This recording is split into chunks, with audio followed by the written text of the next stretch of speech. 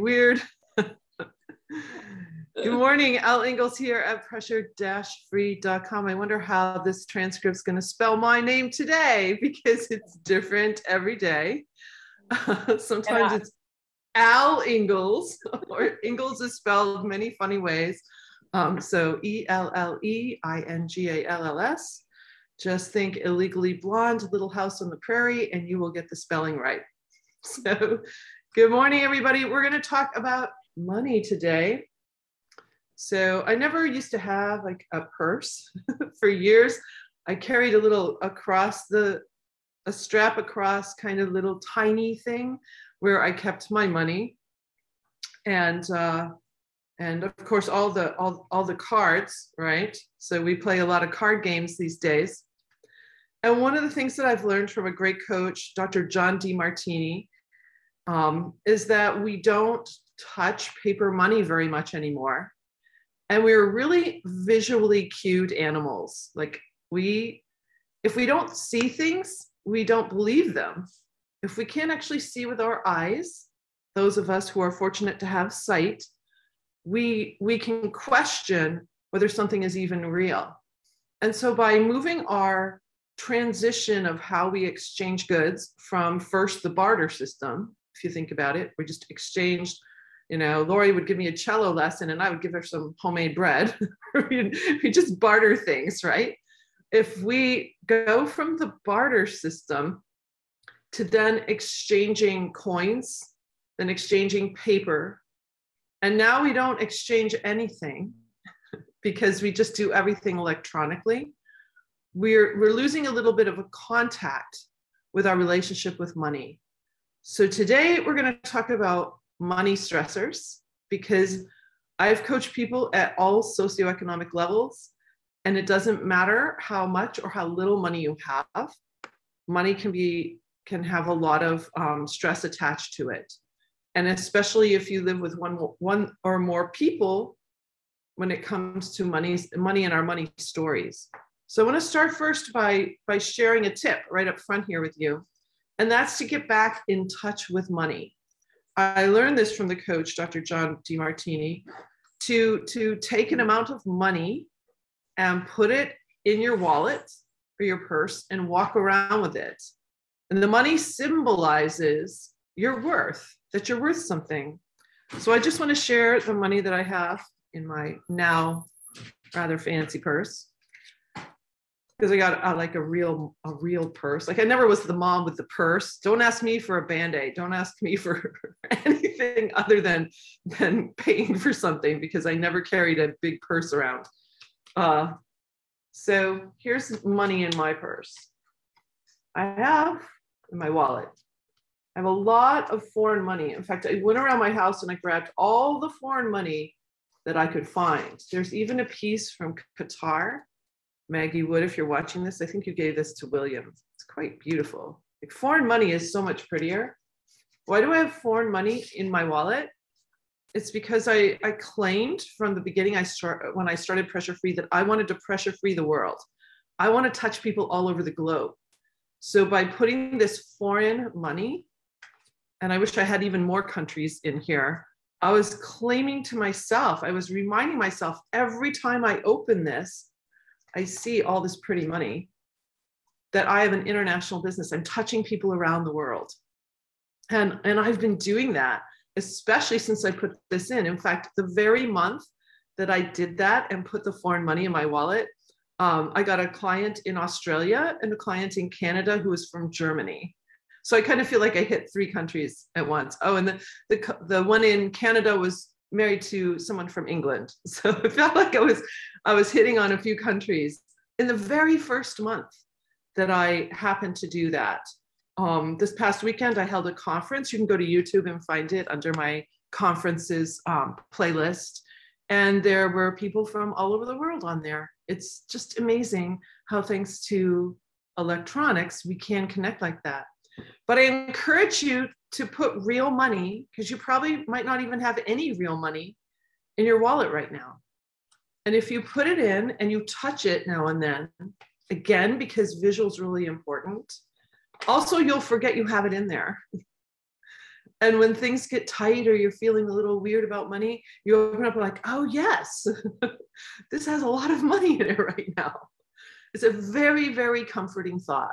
If you're an entrepreneur, someone who's in the paradigm of you may make a ton of money and then the next month might be kind of low, just having that in there. Lori's an entrepreneur. She owns 2 businesses and does all kinds of things where the money will flow in and then not so much this month. Seasonal things. I used to play in orchestras where, you'd play in the winter, then you've got a gig in the summer. You've got a gig in the summer to make up that money. I remember running a symphony where there were actually musicians who qualified for unemployment during the summer months because they couldn't get the gigs.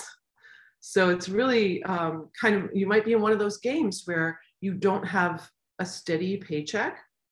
Some of us don't want a steady paycheck. We don't want a job. We want to work for ourselves. And so that's one of the paradigms we have to shift into. So let's dive into some of the major stressors around money. I have a friend who's, he teaches on racism. We actually met, he was my Uber driver. And he has this a great podcast, Socks and Sandals, on, you can find him on Instagram, but he speaks very strongly about racism and the history of racism. He's a very interesting friend of mine. And he admitted to me that, and he's not alone. I have so many people that are especially heavily invested, whether it's crypto, whatever you're invested in. You open up your investment statement, and some people do it every morning, first thing. And if it's good, if it's going in the right direction, you have a great day. If it's not good, you're starting out your day in worry, and you're probably triggering the stress response just because of the balance on your bank statement or on your, any of your investments. If you have this habit of checking, and some people check throughout the day, especially, and it's going to just and roller coaster your emotions. So if that's you, if you check on your banking every day, be really conscious of the fact, see if you can stay neutral about what that number is. It's just information. And if you're in investments and high in equities or cryptocurrency, that number is going to be all over the place. And while I'm bringing that up, people come to me and they ask about, well, I've had my hormones tested. And I say to them, well, how many times a day did you have them tested? Like, if you're going to do a real hormone test, your hormones are on a roller coaster all day long. So if you go and get your hormones tested, it's just like the stock market. That is information for that one moment in time. It can vastly change just an hour later. And here's the deal. Most people, when they go to get any sort of medical test, they already have triggered the stress response. People just go, I have clients who trigger the stress response going to their therapy appointments. What's wrong with that? Like, afraid to go to the therapist, afraid to go to the doctor. So your numbers are not going to reflect how you usually are, because you probably massively triggered the stress response. So stress hormones, your equities, your cryptocurrency, whatever it is, it changes all the time. And you've got to get off that emotional roller coaster, because that's affecting your ability to do your job. That's affecting you to be effective in your work. If you've already gone on the stress roller coaster first thing in the morning or late at night, you check it just before you go to bed, and then you can't sleep. So tip number 1, stay neutral when you're looking at any of your money things. It's just stay neutral. Use your body to help your mind not reel. So go wide with your shoulders and ribs. Relax your belly. Let your body be in a posture that tells your mind you are okay. Look around yourself. Look out to the horizon so you get a bigger, more expansive look at your situation, because the numbers can really trigger you. The next thing I want to talk about, tip 2 today, is really going deeply on your money stories in your head. I worked with a coach, John Assaraf. Some of you may know him from his little bit in The Secret. I met him out in California. I didn't know who he was, actually. Had never watched The Secret. I don't know any of this. And I got to have lunch with him with one of my other mentors. And his work intrigued me, so I started learning more. And what he taught me about was that we have money stories, mostly inherited money stories that we learned when we were children. So I want you to think for a moment about something that you wanted when you were a child. And your parents said, we can't afford that. Maybe it was college. Maybe it was a new bike. For me, it was I had outgrown my downhill skis and boots and I wanted new ones. And I had learned to ski. I was 8 when I learned to ski. And I had never gone to a real ski area ever. I learned how to ski in our park across the street from our house because they had free skiing lessons. So I was skiing on little hills in our park and I loved it. I loved it. I loved the feeling of the downhill skiing. And so the next summer, our parents had been saving, and they bought our summer house on Lake Winnipesaukee.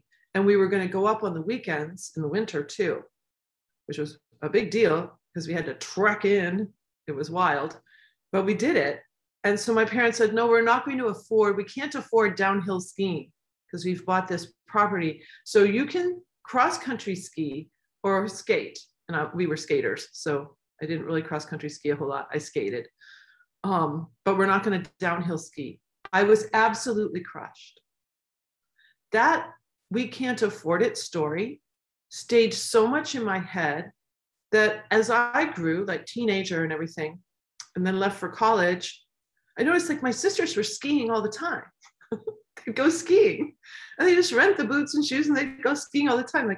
I never did that. I didn't actually go to a real ski lodge until 2004. So from 1970 until 2004, something I wanted to do so much, but the story in my head was, we can't afford that. So with my own kids, downhill skiing, we can't afford that. It's such a strong story over me. So in 2004, I was at I ran a symphony and we had a symphony auction. Someone auctioned off a ski package and I bought it. I'm taking my kids skiing. I swear to God, I was the biggest kid on the ski slopes that day. Everything came back to me. I was 8 when I skied downhill. Everything came back to me. And I didn't go off of anything but the easy hills, right? But I was just slaloming, feeling so cool. And the first chairlift ride, my little 4-year-old was next to me. And I was just positively giddy. I'm oh my God, we're on this chairlift. And I actually have a fear of heights. I had absolutely no fear. I was just so happy. I thought this thing I had wanted to do since I was 8 years old, I got to do. So what's something that you were told you can't afford it? And how has that played in your life? Where have you said to yourself, I can't afford that? Here's the deal. My parents said we can't afford it, but we had just bought this summer place, right? And this is my dad, though. He's a horse trader. He bought it before it went to the realtor. He got it for such a steal. It was, they had saved, we had sacrificed for years to buy this place because it was a dream of my parents, right? So that's what we'd done. And so here's what it is. That's what he valued. He valued fishing on the lake in the early mornings, his quiet time. It was actually his church. The lake was his church. And so when we say we can't afford it, what it really is it's a value decision. So ask yourself, when you start to say, I can't afford this, maybe you can't afford it right now, if it's something that you really want, or maybe you just don't even want it. But you need to take just a moment to untangle that story about not being able to afford it, you could switch up the words to, well, how can I afford this? What do I have to do to make the money to be able to afford this? We'll do incredible things when we have a vision and we want to make something happen. People take second jobs to put their kids through college. They take out second mortgages on their homes. They do whatever it takes because that's a dream they believe in. So it's a value decision when we start to say, I can't afford it. It's really a value decision. And I've been really working on that, teaching it to my own kids, just really changing that story, because the I can't afford it is a false story. And it limits you, it's a limiter, it blocks energy, and it can create a lot of distrust between people and a lot of fights. Because someone's got a dream. I'm now coaching a really amazing downhill skier. Lori knows her, she's in our certification group. She's an amazing NCAA skier, and is now out of college. And it's just I just see pictures of her and I get so excited. It's like I'm actually working with a downhill skier. I can't even tell you how it just makes me so excited. And I think it all stems back to that little story. Sometimes my clients get to dust off dreams because the stress response will keep you locked and not able to vision. And so when you can start to chip away and not release those hormones and really start to live pressure-free, you can start to dust off some dreams. So you can come back to that question, what did I ever say I couldn't afford? I used to say, my sisters lived in California and Florida for a while, and I was like, oh, I can't afford the plane tickets, because, and that was another story. Plane, we very rarely flew. That was a big deal. I had never flown in a jetliner. I'd actually flown a little Cessna, but I'd never been in a jet until I left for college. I'd never flown. And we got all dressed up. It was the old days, right? You get all dressed up to go on the plane. Like, I'd never done that. So in my head, the story was, planes are expensive and we just don't do that. And so I didn't visit them. And I can't believe that I didn't. I wish I could go back in time and have visited more, have just gotten on the plane, because I do that all the time now. Pressure Free just totally opened me up to being able to just pop on a plane anytime. And it's interesting how that's translated to our own family. I was kind of joking with someone the other day. I was like, I don't even know where my whole family is right now, because like William was in Puerto Rico last week. Ned's in St. Thomas. Oh, but he was in North Carolina last week for filming. Now he's filming some big real estate thing in St. Thomas. And I go to San Diego next week, and Hugh goes to San Francisco in 2 weeks. Like, we're just all over the place. And it's kind of seamless where everyone is going for their work, for their business. And that would have been like almost impossible for me to think about pre-Pressure Free. I would have been tight about it. Like, oh no, Ned's going to St. Thomas. Oh no, he's in, William's in Puerto Rico. What if there's a storm? Like, all the what ifs, like, I would have just been pounded with the piling on of stress. And here's a more simple example of that. And again, it comes to money, because when I was growing up, basically we spent every weekend at the summer house. So I didn't go to very many events. I didn't go to rock concerts like a lot of kids did. I didn't do a lot of those things. And so our kids wanted to, they like sporting events, and they like going to like the Big Chill and Ford Field and Comerica Park, and it used to be Tiger Stadium. They like to go to Detroit and go to the big events. And we would let them. So we were letting our high school and college kids like fill a van and go to the game. And that would have seemed like so not possible for me growing up. So I love it when you can break one of these, I can't afford it, or that's not what we do. What do you really want to do? And how can you afford it? So that can be extremely helpful there. The third thing I want to talk about is the number that really matters is your net worth. I don't really care how much money you make, but what is your net worth? So I want to talk about that for a moment in very simple terms, because almost very few people, again, at every socioeconomic level, when I'm working with them, and if money is a stressor, we go deep on it. I'm like, so what's your net worth? They can't tell me. They don't know. They don't keep track of it. Some people can tell me what their business is. They know what's going on there, but their own I'm talking about your personal net worth, what's going on personally for you. So what is net worth? You may already know this, but there's a lot of people who don't.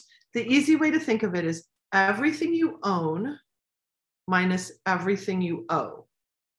So if you own a home with a mortgage and the home is worth $500,000, but you owe $200,000, the $200,000 is what you owe down here in your liabilities. That's what they're called.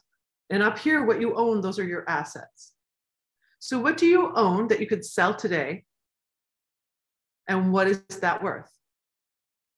You can look up your cars on Edmunds or Blue Book. You can find out what the Blue Book value is. Because if you could sell your car today. You could just sell it. And you could get around some other way, get on a bike. So what is it you owe? And what do you owe? That's how you're going to find out what your net worth is. And if you can really dig in on that, you're going to see that net worth number. That net worth number is powerful. So most people mistake like income and expenses with a net worth deal. It's not. Net worth is over here. That's your balance sheet. What do you own minus what you owe? There's your net worth. So now we'll come over here, because over here is your P&L, your profit, your revenue, your money coming in, what you earn minus what you spend. Your expenses, so what you own, what you earn, and what you spend. That's your profit loss. So when you can list out all of the things, all the ways you bring money in, and then you minus everything that you spent, that's going to tell you what's going on. Now you can track it in a few ways. I have people take a look at what are those annual expenses that come just once a year? Like maybe you have a life insurance policy you pay once a year, something like that. Or your auto insurance you pay once a year, so you get a little discount. Whatever those things are, split it over 12 months. So you can actually get a track on what's happening month to month. So you can do this all annually if you want, or you can split it into months to see what's really going on. So what are you earning and what are you spending? Because that number there translates into the asset of your cash, or what's in your bank account, your checking account. Does that make sense? So that's how it shows up on the balance sheet. So these two documents, creating these two things, whether you use software or not, you can do it on a piece of paper. You don't need anything fancy if you don't have a fancy life. You don't need anything fancy. But when you start that process, and what I'm more concerned about the net worth thing, you track that. So I track my net worth every month, sometimes twice a month. That's my tracking thing. So everything I owe minus everything I owe. That's my net worth. And I'm telling you, it's powerful. And if you just got out of college and you've got $200,000 in debt and student loans or whatever, that could be a negative number. Or you're in business and you just had a big outlay, that could be a negative number. Don't be concerned if it's negative or positive. Just like tip 1, stay neutral when you see what the number is. But once you get that number, your head is out of the sand. You got to get your head out of the sand about your numbers. If you're not doing well financially or feel you should be further ahead, it's because your head's been in the sand. You're afraid to look. There's people who are so afraid to look at any of their numbers. because it's a reflection on our worth and what we've done. That's what we've linked it to. So money, it can be very linked to self-worth. And when we're not doing well, it can be such a corrupter of our energy. It can really knock us down. So get your head out of the sand, and just get that net worth number and then start tracking it. See if you can track it every month. It takes like 7 minutes, I think I counted, 7 minutes for me to pull up all my statements. I just pull them all up on the internet and I just load those numbers in. I do it myself. I do it automatically and I just take a look at it. And it's like, okay, I see what I did this month. It's a quick and dirty way to look and see, did we make progress in our net worth or did it go down? And of course, that's all reflected in all the other activities. The last, I'm going to give you one more sheet. So if you think of your balance sheet, that's what you own minus what you owe. Your profit and loss, that's what you bring in, earn, minus what you spend. And then the third sheet is something I learned from my coach, Robert Allen. It's called your intangible assets sheet. So I want you to take a moment. If you do this over the weekend, it would be so powerful for you to list out all of your intangible assets. That's all of your skills, everything you've ever learned, all the courses you've ever taken, all the degrees you might have, your personality traits. So you're going to have some personality traits that are extremely helpful, getting you where you want to go. You might have some that aren't so helpful, getting you where you want to go. Maybe you have a quick temper. That's on the liability side of your intangibles. So what are these things that make up you? It is out of those intangible assets that we create our tangible assets. It's out of what you know and what you've learned and what you're capable of doing and how you're capable of doing it that we create our income. And so many times we get stuck in either a job we hate or a situation that we're just not doing very well in. And there's so much of our intangible assets that we've shut down. We're not even looking at them. So one of the things I say to myself when I'm a little down on myself is like, I have all the skills and knowledge I need to create all the money I want. And it's true. All I have to do is really dig in and look at, what do I have to offer?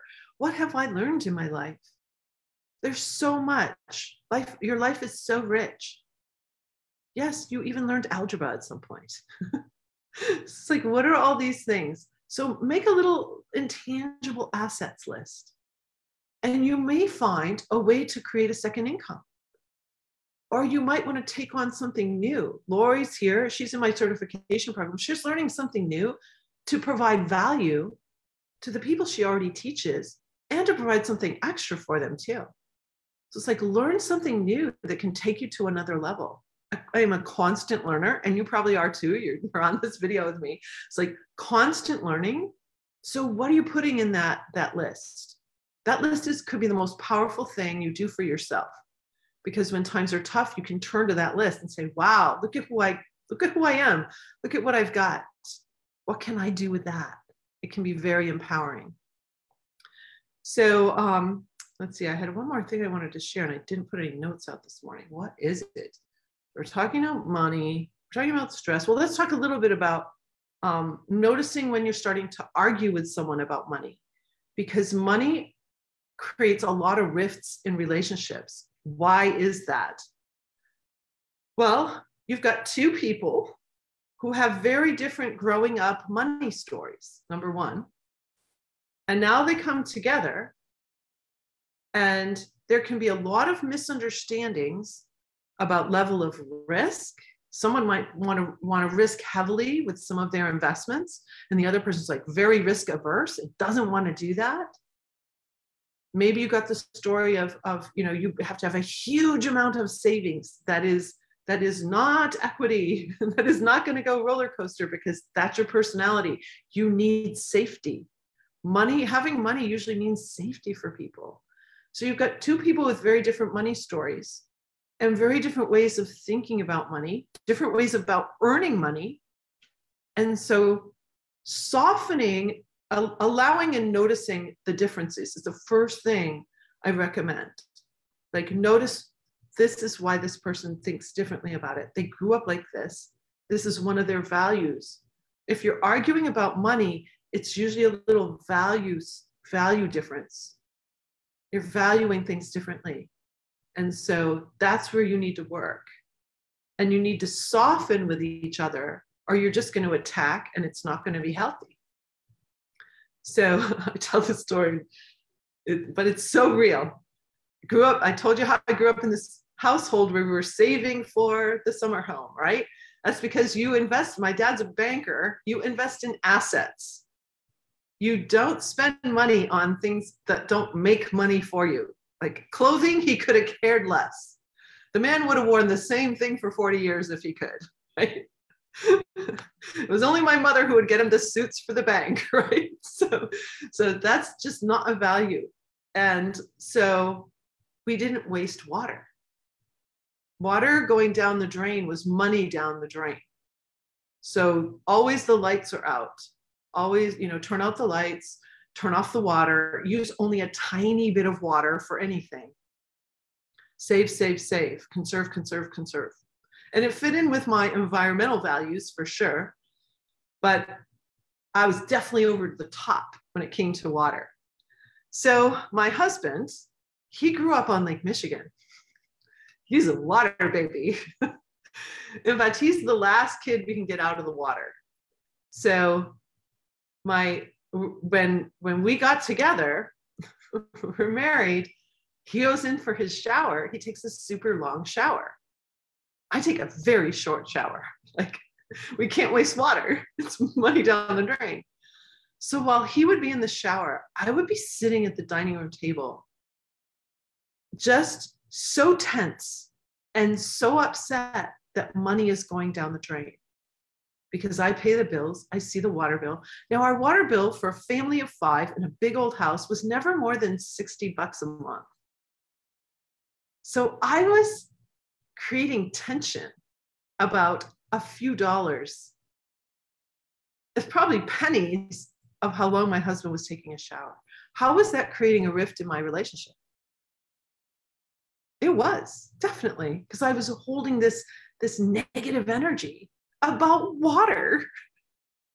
And it wasn't until I figured that out. And then I'm like, I was sharing this with a big group one day. It was a big group of brokers associates. I'm like sharing this story. And one guy goes, well, why don't you jump in there and find out what he's doing? So funny. It's like, I don't know what he's doing in there. He doesn't have any hair. The only way it takes me, my showers when I wash my hair take longer than my showers without. Like, I don't know what he's doing in there. And so I know what he's doing in there. He loves water. He grew up on Lake Michigan in the water all the time. Water is like therapy. So now when I'm at the dining room table and I hear the water going, I just smile and I'm like, oh, my husband's having his water therapy. And I know it sounds kind of funny, but I seriously, such a transformation in me and such a softening of the tension that I felt about the water going down the drain. So I've let that go. And there are things you need to let go too. There are things that you hold tension about with whomever you live with about money that you need to figure out because they're hurting you and the other person. And so when you can start to figure that out, it's powerful. And it'll smooth up your relationship quite a bit because, again, money's really attached to our value. And the last thing I want to do with you here today is get your body in a frame, because our bodies, they contain us. Get your body in a frame where you're in money-making mode. This is important if you're an entrepreneur. This is important for you if you feel you should be further along than you are. And I mean, people with very high net worth are like, oh, I should be so much further along. Okay, so it's a never-ending thing. And your body is going to tell people if you're actually open for business or you're shut down for business. So this is really important for you if you're in any kind of sales, but we're in sales all the time. We just don't call it sales. We're always looking to serve in some way, whether you're in a job or in your own company. So one of the things that I've learned, I learned this from my body coach, Leela Veronica. She's amazing. If you haven't worked with her, is that, well, I had really rounded shoulders. So my shoulders used to be really rounded down like this. I was very tense. And I also, even though I'm fairly thin, I want to be even thinner. Okay. So it's like, no, you want to open up and not pinch back, but actually just go wide, go really wide with your shoulders, with your ribs. Open up this space here because this is where your heart is. And when we're closed over like this or hunkered in, this is all shut down and we're not available to other people. We don't connect very well. So you want to be open to connect. Open your heart. And then put a hand on your belly and relax your abs. When your belly muscles are tight, you're actually repelling business. You're actually sending a signal to people that you're afraid and that you can't be trusted. So if you relax your belly and go wide, your heart is open and you're not sending a signal of pushing people away. Plus your throat, I wore this shirt purposefully because I can hardly do it now, but my throat used to have like string, you know, the stringy tendons that you see in a lot of people. I don't have that anymore. For two reasons. For pressure free, like this is all softened because I used to be so tight in my neck and shoulders. How many of you have back pain up in there? Like you're so tight in here. So that all relaxed. And when I relax my belly, the whole front of me relaxes, including my throat. Your voice will change. I was just working with someone the other day on their voice. And when your voice gets more full, your vocal cords aren't pinched and tight, people love your voice. They're going to be, I have some people say to me, you know, I don't even really listen to what you say, but it's just your voice. It helps me go to sleep. Right? It's so funny. So my voice isn't always like that. And when I get stressed, my voice goes into that really pinched, nasty, crappy voice that my sons really hate. My husband too. Like, people don't like that voice. So you can get this so much softer just by relaxing your belly. Now your body is open for business, but there's another little secret. A lot of us hold a lot of tension in our hips. And if you know your chakra system, in your lower chakras, we hold a lot of tension down in there, probably because we've been hurt. Oh God, I got to share it. Like if I don't share this stuff, you guys don't really know who I am. So I will never forget sitting in my senior year in college, sitting in a women's studies class where the lecturer shares that 1 out of 4 women are sexually abused. My face turned bright red. I couldn't control my stress response because I was one of the 4. Number one, I'd never heard this statistic. This is 1984 that I heard this. And I was so embarrassed because I was one of the 4. I couldn't control my face turning red. So I was thinking, if anybody's looking at me, they're going to know I'm one of the 4. Crap. That's horrible. Like, it was horrible. And so I know that I've held parts of my body here, down there, like really tight for a lot of my life for protection. That's why I'm sharing this. Very open share here. For protection. But you know what? Pretty much everybody that I know has been hurt some way, heartache. You know, you were in a relationship and it broke up. You were abused. Or maybe you weren't abused, but it was kind of weird. It was like, it wasn't exactly right, you know? And so you feel a little tension around it. We all have things that have happened to our bodies, both males and females, that we didn't like. Maybe you were spanked as a child. Maybe, you were harmed in some way, or made to feel not good enough or not pretty enough or too fat or all these things, right? So you'll hold tension. If the tension is in the lower parts of your body, you're blocking money. That's going to sound strange, but it's absolutely true.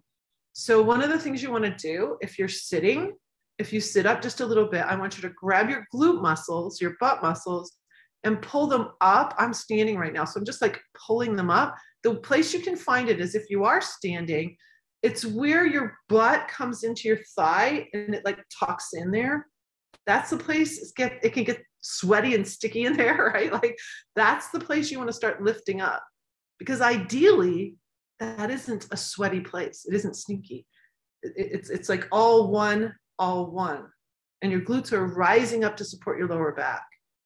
When your glutes lift up like that, it can feel vulnerable to be in that position. Think of a happy dog. Their tail is up and they're, right?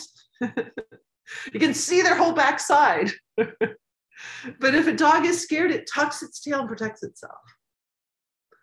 I was tucking my tail for decades in fear. So when the tail is tucked, you're not open for business. You're not open for business. You're giving a signal to everybody that, don't come too close to her. She could snap at any time, right? That's what a dog does.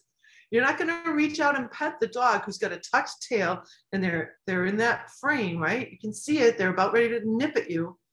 So that's how we are too. We're mammals. You can learn from your mammals, your mammal friends, your pet friends. So what's a happy dog like? Their glutes are risen. Their chest is wide. Notice they have a beautiful waist because this is wide. And now they have a waist and their bellies are super long and they never do crunches or sit-ups to tone their abs. What do? They stretch back. When you lift your head back, you can feel the tension go all the way down. So that's how they tone their abs. So watch your pets. That's my last thing here. Watch your pets. You want to be a happy dog? You're open for business. You're ready for the world. But if you're walking around with your tail tucked, your butt down, you don't have a lumbar curve. Like feel back there. Your lumbar curve is slumped. So now you're not even getting enough circulation going through your body. So when your glutes are back, you'll have a nice lumbar curve. Get your head up, you have a nice cervical curve. Now you got nerve flow, blood flow, everything is working. And when you've widened here, your heart space is open. You're open for business. So that boosts your know, like, trust factor. So you can connect to the people who need you. Get out of your own way. At work, you have so much more to give than what you're giving. So much more value. But you'll close off the value because you'll link it to your money and say, well, they don't pay me enough for that. You've got to get out of that story. You've got to move into contribution instead of competition. And that's with this body thing, let's take it to contribution now. When you step into your place of work and you say to yourself, how can I contribute today?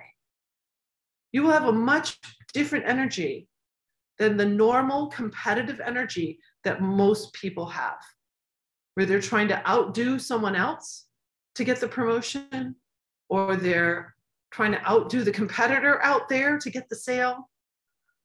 There's a lot of people who teach cello, right, Lori? Like it's like there's a lot of people we can think, oh no, they've got my clients. You can't think that way. What do you give? My son's company, my husband was just, they were in a call yesterday where they found out they just got a nice contract with a client. And what they said was, we really liked you guys. And Ingalls Pictures brought a major part of their team in for that particular call. And they spent 2 hours. They spent time really talking with the potential client. They didn't know if they were going to get that contract, but they contributed their time, their energy and their expertise in a way that the other film companies didn't. What differentiates you is when you are in that contribution mode. And things light up. Things light up. You know, I'm doing these deep dives. I'm not getting paid to do these deep dives, right? I'm here contributing because I care about you. I just had a new person on LinkedIn reach out to me and she goes, I'm so, so grateful for these trainings. You know, oh, she's in the Philippines. I'm so grateful she can have these trainings in the Philippines. So see how you can step it up and contribute, and you'll see magic start to happen in cool, cool ways. One of the things, because I was in the symphony world for so long and in classical music, and I haven't been to a concert in a while. So I went to, Lori's on here with me today on Zoom. Like I went to the concert and I wanted more engagement. I didn't know the people on the stage. I was like, well, who's who? And I'm looking at my program trying to figure out who's who. Like I wanted to know who they were. I didn't want to wait till the end, right? Like just, I was like craving more connection. And that's just because I've been up leveling through a lot of the leadership work that I've been doing lately on how do we really connect and how do we really bring people in. I think that if you can think about that, how are you contributing to the people you serve, your audience, your clients, your, you know, everybody in your world? I used to do stakeholder analysis for nonprofits. I got to work with a great professor in an independent study at the business school at Michigan. And he did stakeholder analysis for healthcare institutions. And I did one for symphonies. So stakeholder analysis is when you look at everyone who has any sort of stake whatsoever in this thing, from the custodial people to the board presidents, to the clients, to the restaurant that's going to get business because the symphony hall is across the street. When you do a full stakeholder analysis, who do you need to touch? Who do you need to have connection with? How can you help their business get better? Can you throw a party over there? And now they're so happy because now all these people know about their cool Indian business that nobody knew about before. Like, what can you do? How can you open that all up? So the last thing here with money is get out of yourself and into contribution and do a stakeholder analysis and see how can you contribute to all these people who have a small stake in what you're creating in the world. So that's my little money stressor deep dive today for you. I hope it's helpful. I'm going to go off Facebook Live now and just have a little chat with the people on here. And tomorrow we're going to finish up this deep dive. So last deep dive is tomorrow. If you want to reach out to me, if money is an issue for you, please reach out to me. Go to speakwithL.com and book an appointment with me. So that's speakwithL.com. Because you can change your money story. You can change that money story, and the getting rid of the stress hormones is the first piece, because you can't think properly when you're locked in that stress response. So I wish you a great day, and of course have a pressure-free day.